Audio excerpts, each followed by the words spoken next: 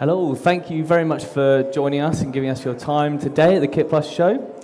We are here to present a film called Hearts of Bwindi. So a bit of an introduction to us. My name is Tom. I'm a producer at Biscuit Bunker, a London-based video production company specialising in documentary film and branded content, all the way from commercials through to comms content, and mainly specialising in documentary. I'm Charli Doherty. I'm a director working between documentary and branding content. So today we're looking to share with you a sneak peek at our short documentary that we shot in Uganda of January this year. The film is called Hearts of Bwindi, as you saw on the previous slide. We shot it with a very small crew of 3 people out in Uganda. It was myself producing the film, Charli here directing, and our DP, William Hadley.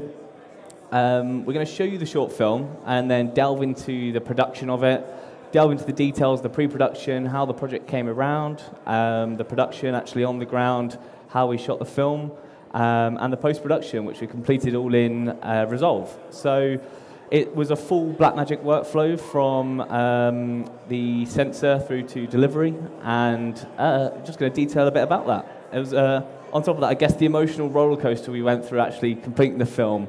Boots on the ground in Uganda was not the easiest of tasks, but we got it done, and I'm looking forward to showing you it. Charli will introduce the film and a bit about what it's about. So Bwindi is a poetic celebration of Bwindi Impenetrable National Park in southwest Uganda, alongside the people who unite to protect it. So here we go. It's only a short at 8 minutes, so enjoy. Let me maximize it for you here as well.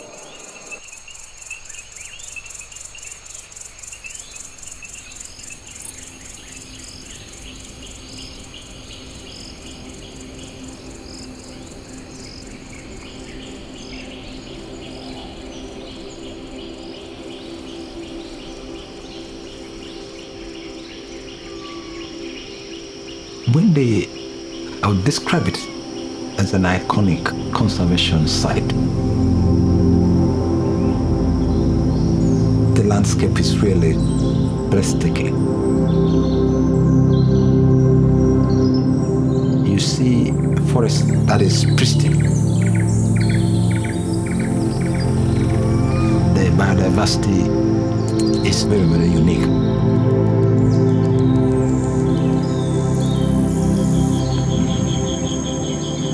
It's special.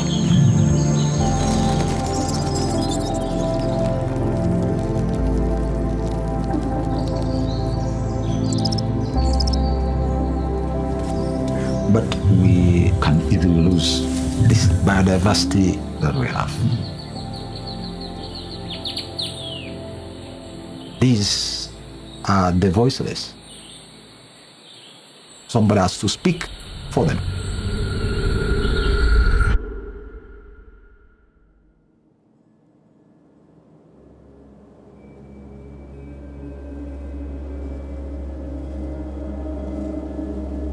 Rangers are a very strong and critical force within a national park. They will do anything to protect wildlife. When I'm protecting this forest, guarding it against enemies, I am not guarding it for my own benefit. I'm guarding it for the whole world.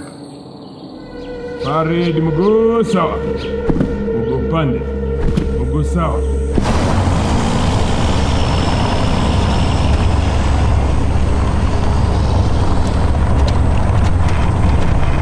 Koma utakuwa kujulisha.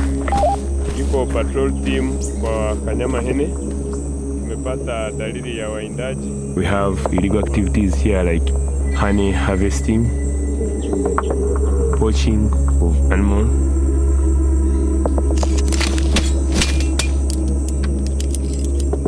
Cutting of poles for building. We are going to branch from every time we enter the forest, we need to be prepared for any eventuality that comes our way.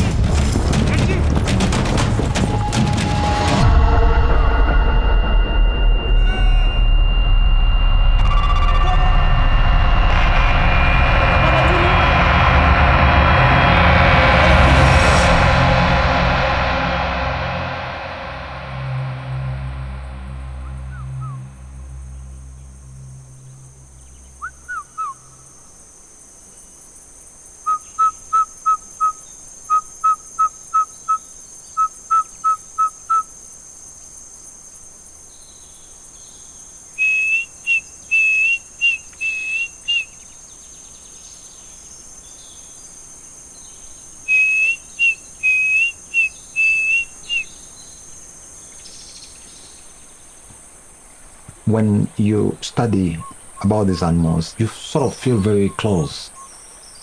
You know what role they play in nature. Because of that, you get that commitment to conserve them. It is really a passion for protecting wildlife.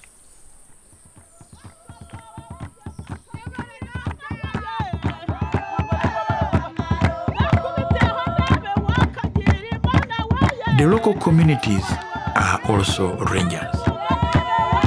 They also protect the forest.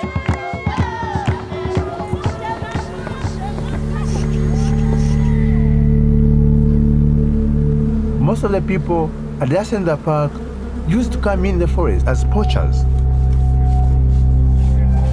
But because of the awareness that we have gone through, people are now working in harmony with the forest.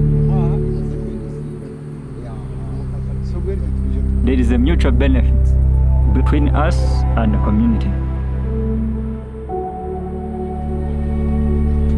This conservation is reducing the poverty that these people have been living in.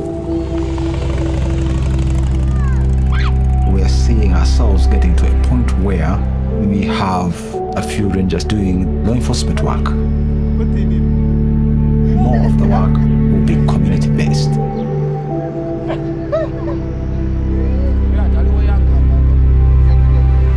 We know without them, we cannot conserve this national park.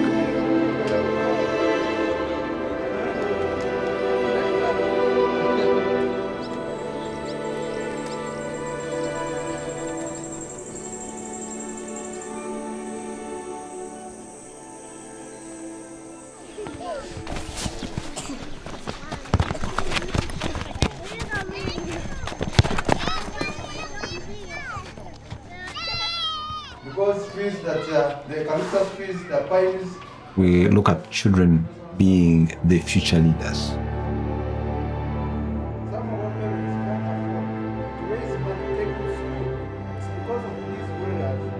They'll be responsible for conservation of these resources.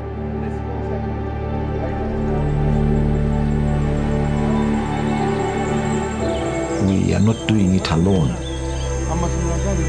Conservation will succeed if you have communities be part of it.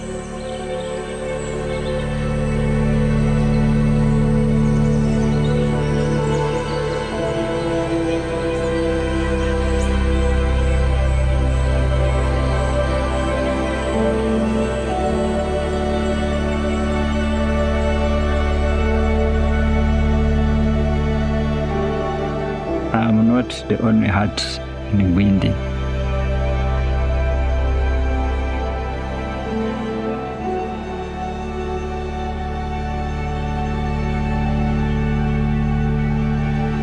Together, we serve beyond ourselves for the benefit of the whole world.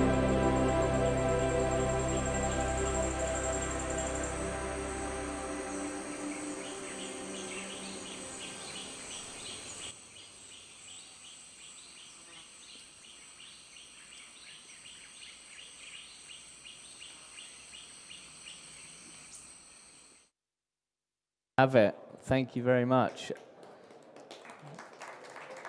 Just going to reset my presentation after Vimeo taking over. So we're going to delve into a bit of the pre-production, production, and post of this. I think Charli, maybe you could kick us off with how it came about, really. Yeah. So how did this come about? So Tom and I were working on a production in Uganda, north and south, in January of 2022, as part of a feature documentary project on water. And part of that project was essentially building a recce around the area of, building a recce for an ultramarathon run around Bwindi Impenetrable National Park. And from that experience, two things: we became just so touched by the conservation work in the area that's community-led, really inspired by the wildlife in the region, and also just the network we had built with our production crew out there. And we left that shoot in January of 2022, just really thinking about, there's a project in just showcasing this community-led conservation, how the rangers are working with communities in the region to protect what is one of the most biodiverse places in the world, a really important region for wildlife. So that developed quickly after that trip, just on the energy of that, into a pitch to a commercial partner, that Gorilla brand, who work with a charity called the Gorilla Organization in partnership with the Ugandan Wildlife Authority. And the idea was to create a short documentary to inspire audiences about the conservation work that's being done in the region for World Ranger Day, which was July 31st of this year. Now, I'd say that came together quite quickly. The energy we had coming out of that trip, we were just so excited to get this thing off the ground. I think we were able to put together a pitch that was exciting enough to get it over the line. But having that creative done is one thing. Actually making it happen is another. So getting the creative over the line, we got funding together. We knew we were going to be back in Uganda of January 2023. So that helped get over the line. We could keep crew to the minimum, keep the budget as low as possible.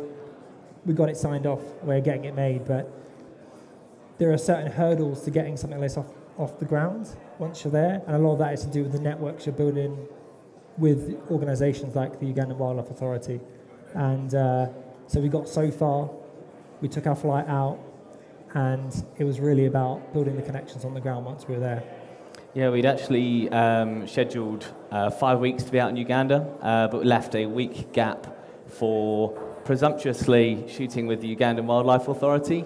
The emails can only get you so far on projects like this when you're putting emails out saying, can we film with you, can we film with you? And honestly, when we first actually ended up meeting them, which I'll come onto in a second, they said, we get a lot of emails, but no one actually shows up. And also, they've never filmed with an external partner before, so it took a lot of trust barriers to get over to get to the point where we're allowed in the door in the first place. It all came to life when our fixer, a company in Uganda called Film Fixers Uganda, apt name for a film fixer company in Uganda, headed by a man called Chris, got in touch and said, right, I think we're there, but you're going to have to meet them in person, but they're not going to believe that you can actually do this project unless you're actually in Uganda. So as we got there, part of the other documentary we were filming with a prehistoric bird on a canoe in the middle of this swampland, in the middle of nowhere, scouting for this bird. And we eventually found it, and literally, as we found it, Fixer tapped us on the shoulder and said, amazing, we found it, but what are you doing tomorrow? I was like, filming this prehistoric bird, and he said, we've got a meeting with the head of conservation at the Uganda Wildlife Authority, but it's 2.5 hours away, we've got to be there at 8 a.m. tomorrow. So we scrapped the prehistoric bird that we'd spent weeks looking for, and decided to go to the meeting. We got there, it was all worth it. The way that I guess the UWA, Uganda Wildlife Authority, works, they are a militarized organization that is a faction of the government. So getting there, it was salutes at the door on entry. Even though it was more of an administrative office environment, everything was done by the book. We went into our meeting, there were 6 people transcribing every word that was said. And we were in there for a couple of hours explaining the project, pitching it to them. It all came down to, though, they kept on asking, but what do you want? What do you get out of this? And for us, obviously, we had our commercial partner involved. We're making a film, but it's totally unbranded. We are just here to tell the story of the Ugandan Wildlife Authority and the work you do. The commercial partner benefits, I guess, from the aspect that they are supporting, telling the people about the UWA. So it was up and down in that room. We didn't, I think, for the entire meeting until the final words were said that you're in. I didn't even think it was going to happen. We needed to show exactly what we were going to do, but also in just terms of like what we could deliver. We're going into this with in mind an 8-minute documentary, perhaps some social media cut downs for them, different partners. And when you're told, okay, you can do that, but you're going to deliver us a 30-minute edit, it's just we can't do that. It's 8 minutes or nothing. So and a 1,000 stills. And 1,000 stills, yeah. Which wasn't possible for us, but no. eventually, I think they were excited enough about the project and the vision we had for it, and then it was getting over the line with the marketing team. With the head of conservation, it was great. I mean, he was excited. He just needed to make sure that we're all on the same page. It got interesting with the marketing team because, you know, part of the focus is around Bwindi National Park is the protected mountain gorillas who are endangered. There's only around 1,000 left in the world. And we got into the room, the marketing team, and I remember, I can't remember the guy's name, but he sat us down and he was like, look around the room. And we're looking around. Say, look at the walls. What do you see? And I was like, pictures of gorillas. And he's like, everyone's talking about gorillas. Everyone's talking about, we've got all kinds of nature here. Why don't you make it about that? It's like, well, great, you can invite us back. We could do that. But on this occasion, it's 8 minutes, and it's around Bwindi National Park. There's only so much we can do. There's only so much we could do, yeah. Yeah. But again, it was just like, it was kind of, yeah, like Tom said, a bit of an emotional roller coaster, up and down. We got it over the line. We ended with a handshake agreement. That's it. It got formalised into a written agreement at some point. I remember, though, it was a weird moment because we'd had that week scheduled to shoot the film. We finally got permission to do it, but when we showed up on the corner of Bwindi Impenetrable Forest on the first day, at the command outpost, it's very different going from the office to actually boots on the ground. It took 2 internal small 8-seater flights to get to the forest, and then we get there and they have absolutely no idea what we're doing. So a lot of convincing at the door to even let us into the outpost. But then, like clockwork, within an hour of our scheduled time to be there, an order came through from the head of conservation, faxed through, saying, this is your new boss for the week. This team of 3, you do whatever for their film. And next thing you know, they assigned us a star-studded cast of 5 of the finest of UWA's rangers. And we set out filming. The pictures you see there, that's our small crew in the middle, and then on the right, that's us at the Uganda Customs with 30 checked-in bags. Again, not just for the short, but for the feature we're shooting as well. 3 people pushing the 30 bags around the airports in Uganda I think, was up there with the hardest tasks, apart from trekking in the jungle, but was definitely there. So it moves us on to the production aspect of everything. So how we laid out the shoot for the week ahead was, there's a number of ways we could have gone about it, but the first thing we actually ended up doing was our full shooting day with the gorillas. So we shot a full day tracking a gorilla family into the Bwindi Impenetrable Forest, which we'll come on to very shortly. Then we spent 2 days with the UWA Ranger Patrol, shooting some of the scenes you see there of them trekking through the jungle and the work they do to look for signs of poaching. And that was an interesting one, telling them to take their ammunition out of their gun for our documentary. They agreed at one point to do so, but only if the head commander can keep his. We are on the border of the Congo at the same time, so it was a safety issue for them, as well as us just not having the ammunition in for filming around live ammunition. And they've just never been told that before, so it was... No, I don't think he's ever been asked to remove the ammunition from his AK-47, that's for sure. Day 4 was a nature day, so a lot of the scenes there you see shooting with the birds, the insects. We spent a full day out and about with a slider, our gimbal, just basically looking for any signs of insects and wildlife that we could find. And day 5 was the community-based shots you saw where we had our UWA Ranger walking through the community, the various villages, and speaking with the locals. It was really nice, actually, how natural that ended up with a community where you see this ranger, they're trying to move away from the militarized aspect of everything, even though it's a big part of what they do. Seeing him walk through the village and see that the actual conservation is done on the ground. It's by the people that are out there every day, and there's now signs of people reporting other people for going into areas of the forest that they're not allowed to be, and that just was unheard of a few years ago. So yeah, the community-based conservation is definitely a big aspect of it now. So it takes us on to the kit. What you see there is one of our supporters on the day, one of the guys that helps most of the tourists out with the bags. We got hired in for the day to take our kit around the jungle.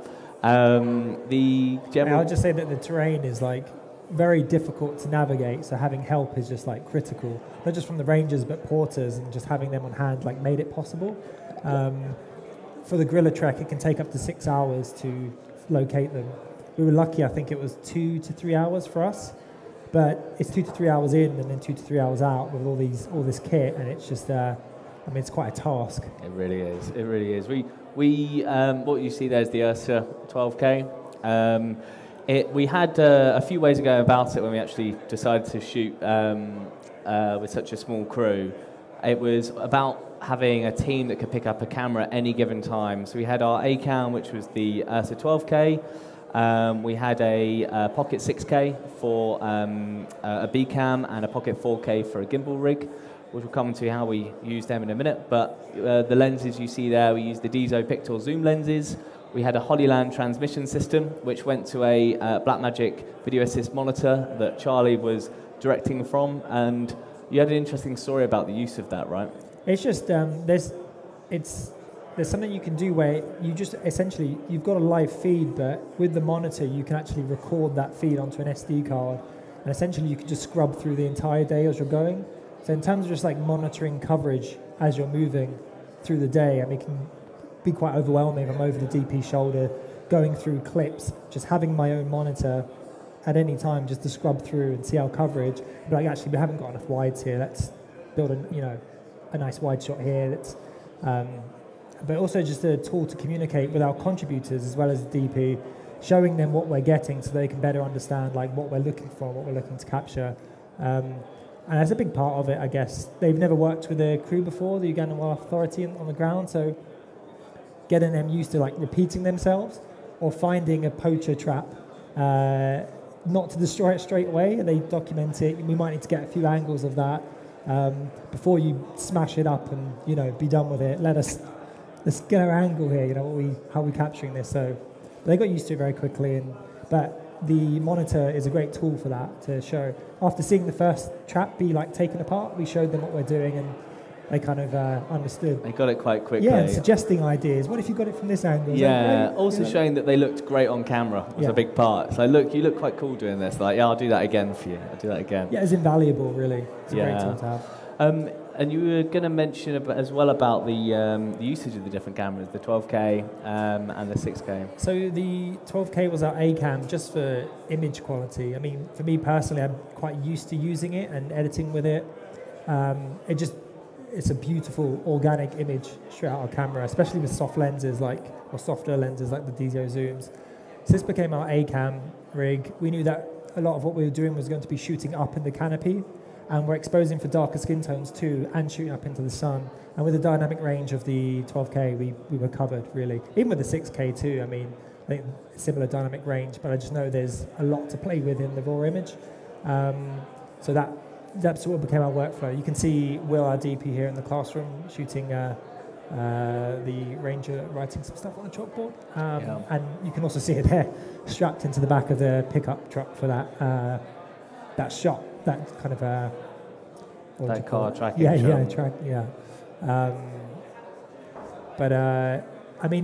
Each camera has its own benefits. Having the Pocket 6K Pro, it's lightweight. You can throw it in a gimbal with a prime lens. I think we had a Laowa 12mm for most of the time on that. And when we needed to rig the Pocket 6K as a bigger, more cine rig B cam, we had the 4K on hand to have as a gimbal cam if needed. So we're kind of spoilt for choice, really. Definitely. Which brings us on to... And that just works with speed too. If you're not having... the safety aspect of it, you want a backup cam, of course, because if anything happened to the 12K, and it did get dropped a few times, it did survive. One of them was quite a serious drop too. It was, our DP was running along with it and just got snagged on a vine and the camera flew out of his hands. Sorry, Will. But just having 3 cams rigged, the lenses are good to go, it just speeds things up a lot on the day, so it's very beneficial in that way too. There's actually, we'll come on to the gorilla aspect in just a second, but I guess it was as equally terrifying as it was rewarding in how we shot that, especially, like you say, dropping the camera a few times. It's the nature of the beast when you're running through the jungle at that sort of pace. But you're twice as tired as any other shoot in the environment too. It's humid, it's hot. There's a lot of hiking. You have a lot of equipment with you, so when you're tired, I think it's a lot easier for accidents to happen, but you're fighting nature too, and it's really quite humbling to see the environment a lot of these rangers work in, day out, and just how great they are at navigating that. I mean, for us coming in, like, we don't know whether we're standing on an ant's nest or not. And it happened a few times where we're getting a shot and suddenly everyone's screaming, and you're in a fire ant's nest and you're getting eaten alive. Or you got eaten alive by a hairy caterpillar at one point. One time, a giant caterpillar got under my shirt. I thought it was an ant, so I was trying to swat it. Turns out it was this hairy, almost cactus-like caterpillar that got in my shirt. It was rolling around, leaving a million thorns in my body, and left a rash for quite a long time. But we had various crew members coming over with tape, trying to get all the spines out your back. Sorry, we don't have the BTS, but we thought we'd spare you. Yeah, I guess the other dangers of that was the elephants, and I remember at one point there was a big movement in bushes, and it was getting quite dark. And very quickly, we looked at the faces of all the rangers. They started loading up their ammunition quicker than you can picture. Loading up, saying, yeah, elephants are our biggest worry out here. If you get stormed by an elephant, if they charge at you, that's definitely the most dangerous thing we can experience out here. And put their ammunition straight in. And I guess the other part is just around the guerrillas. Moving on to another aspect of the nature we experienced. So, like we mentioned, we shot for a full day with the guerrillas out there. This is a 2-minute clip that I'll talk through how we went about it. This is some of the footage we captured, not only for this film, but for the feature we're creating as well, and for archive purposes. Capturing the guerrillas at various ages is really important to the UWA. You're given a sheet when you arrive of the family that you will visit that day, and you're guided through as into the tourist entrance, but we had permissions through the UWA and guerrilla organisation to bring all our kit onto the trek itself. There's only about 1,000 of the mountain gorilla left in the wild, and a lot of the tourism industry is definitely geared at supporting the conservation efforts of that. So again, shooting for this day, it was a 3-camera setup, so we all had access to a camera at any given point, as there's so many different moments that you sometimes the gorillas are just walking very fast, and all of a sudden they stop, and you're all in the wrong place. You've all got the wrong camera, you've got the wrong angle. So it's about whispering over and saying, yeah, you come over here, I'll get this wide, you get that close up. And they split up a lot too, right? One's climbing trees, one's rolling on the ground. So we had to be quite reactive with our coverage, and we all sort of picked different gorillas that we were trekking. Normally as well, you only get an hour with the gorilla, but because of the nature of the permissions we got, we managed to get 4 hours. So even most film crews only get an hour as well, but we only learned when we were with them down there. We hit the hour and we thought, that was a tough hour, but I think we've got what we need. And then they said, you've got 3 hours left. And we're like, okay, well, we'll continue. The other part of it that we had to respect, obviously, is you have to wear masks around them because they're quite susceptible to human diseases, especially, obviously, given COVID. And another aspect of that is you're not allowed closer than 10 meters of them, which obviously from a lot of these shots you can see we did get much closer than the 10 meters. That's because, for better or worse, if you stay still, they come to you, and you don't have to keep that distance. They can come to you. So great for the shot, but obviously you have to avoid that at all costs. Yeah, it's quite intimidating when a silverback brushes up against you. Yeah. It's like... Yeah. It's difficult. It was incredible. And actually on this trip we saw something quite unique in that when you set out for the day, there were trackers who were there from very early morning tracking the troop, which is like the family, and you know the troop that you're assigned with. But what we didn't realize is as we were getting closer, we could hear the sounds of it sounded like conflict. There was screaming, there was a bit of a ruckus going on. And the Rangers didn't seem too fazed about it, but getting closer, what we realized is we got to a part where there's a stream, and our troop was on one side, and we look over and there's a silverback from another troop just looking over. So there was a conflict between two troops essentially, and there was a bit of a dominance battle that took place between the two silverbacks, which was very, very humbling. I mean, I think this is the very silverback. There's a river between us here, and I think maybe it's under him or it's around here. watching this, you know, giant creature just rip a tree in half, just the strength of this animal is just like absolutely incredible. But then contrast with that is just how gentle they are around their family members and how caring they are. It's just really, really an amazing experience. And then brings us on to some of the detail. I think we've got a couple of videos here that will play. This is some behind the scenes. Just there's Charli in the middle, shooting the gorilla that walked over to us and sat down. On the left there, you see the trek down. They send out a tracker in the early hours of the morning, around 2 a.m. to find where the gorilla were rested overnight.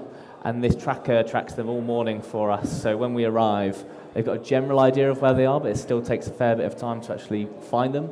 So that clip there was us passing the camera over a river. It took us around, I think it only took us 2 hours to find the gorilla in the end, the family that we were looking for. But it could take up to 6 hours. You could be trekking for quite some time, and then you see them. So we were prepared for a day that could have been 6 hours at the start to find the gorilla, a 4-hour shoot, then a 6-hour hike back. But very lucky we got them in 2, which is good. Moving on to the post-production aspect of things. So the post has an interesting story around it, as you were working with an editor in a different country, right? Yeah, so, well, I was in another country for the summer. I was based in Germany, and our editor is based in the south coast of the UK. So from sensor to delivery, this whole project is Blackmagic. It was all captured with Blackmagic cameras, edited in Resolve, sound design in Resolve, coloured in Resolve, and then exported in Resolve. So our editor is based in Worthing, South Coast. We essentially, it was pretty recently, was a new addition, Blackmagic Cloud. So our editor set up a project. He was shipped to drive by Tom. I took out a drive to Europe with me, and essentially we got cracking. He created an assemblies timeline, and we both had our own selects. It's kind of like how I like to work with my editor, because what I find is, just from my own personal experience, like you can kind of become blinded to what you've experienced in the field going into an edit. So getting some fresh eyes on it and having him make his selects and just discussing, like, you know, what's the strength here, what's our best, what have we captured the best. So there was a lot of back and forth between us. We then found we unlocked the edit in that we're going to showcase the beauty of the Bwindi National Park first. We'll introduce the rangers and then conclude on how it's the vision of the future towards community, how the children are the future leaders. So we kind of had that locked. We built a few versions with just audio only, started making music selects, started getting like the vibe of the piece together before just getting B-roll in.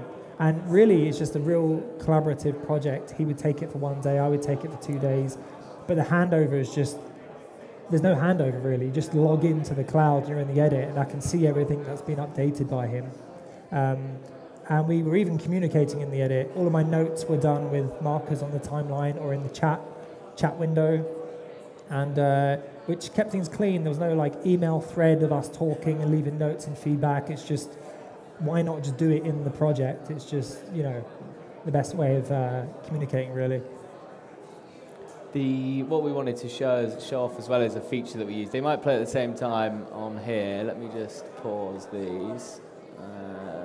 So a big tool we used out there, given us being a small crew, of course, no sound operator for the shoot. So we're doing a lot of these interviews in the canopy, under the massive background noise that we had around us, the birds, the crickets, the elephants and gorilla roaming around. But you had to do the interviews under those conditions, didn't you? Yeah, so all interviews were conducted in the field in very noisy environments, but I think the vocal isolate tool was a pretty new addition to an update of Resolve, and we had been using it previously on another project. I think we did an interview in Arizona whereby we were in a museum where they couldn't turn off the air conditioning because of the I guess the insurance policy with some of the artifacts they had. There had to be a certain humidity in the room, and we did a test on that coming back from that shoot just before heading out for this one, and was just stunned by just how much you could isolate a vocal and how it just removes all noise. So I actually went into this shoot with a lot of confidence that we could shoot interviews out in the field, and just completely isolate the vocals if we wanted to bring it down in the edit, and we wanted to have more isolated vocal sound. Let me see if I can give an example. So if you guys might be able to hear this one. This was the one with the background noise. These are the voices. You guys can hopefully there's like can fans hear that and there's a bit better rustling than me. And here's the after isolated. These are the voices. It brings like a full-on studio level quality noise reduction, which at the time was blowing our minds, almost a lifesaver as well in the edit. It was because obviously you can't that jarringness of hearing the background noise cut out between interviews would have ruined the flow, wouldn't it? Yeah, I mean, it's just a great tool for flexibility. It allows you to, if you want quiet moments, you can get them. So we've got as well, the next piece is just the grade aspect, of course, as well, graded in Resolve. Yep, coloured in Resolve. The idea for this was a very dense filmic look, very saturated look. The green's taken centre stage, which, of course, sounds obvious, but we got very lucky in a lot of aspects of this production whereby we would turn up and their truck is like the perfect green, or we go to a school and their uniforms are the perfect green. Or even Julius, who was one of the beekeepers there, you might have noticed his really quite funky cap and sort of jumpsuit, again, the most perfect green. So all of that was like unplanned, and actually I was quite worried in the field, thinking people are going to think this is art directed, they're going to think it's all set up, but just got very lucky. Everything's very green. So in terms of like how we approach the color, we utilized, so we kind of had a very dense filmic look, but we used the color warper a lot to manipulate the more yellow greens, pulling them into a slightly cooler green as the best to describe it. And yeah, just to keep that consistency across the project. Well, I think we actually do have Julius on the right there. Just so green. So it brings us on to what's sort of next to the project. It's been, right now, it's been licensed for Waterbear Network, which is like the Netflix of conservation, and that'll be up live in January. It's a free platform that they put out conservation pieces that benefit the world. So yeah, check it out on that. We do have some time as well for questions. If anyone has anything they'd like to ask about the film or the production of it, anything you want to ask.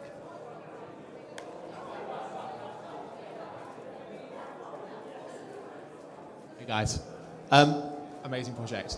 If you could go back and do anything again, what would you do? Dan, that's a good question.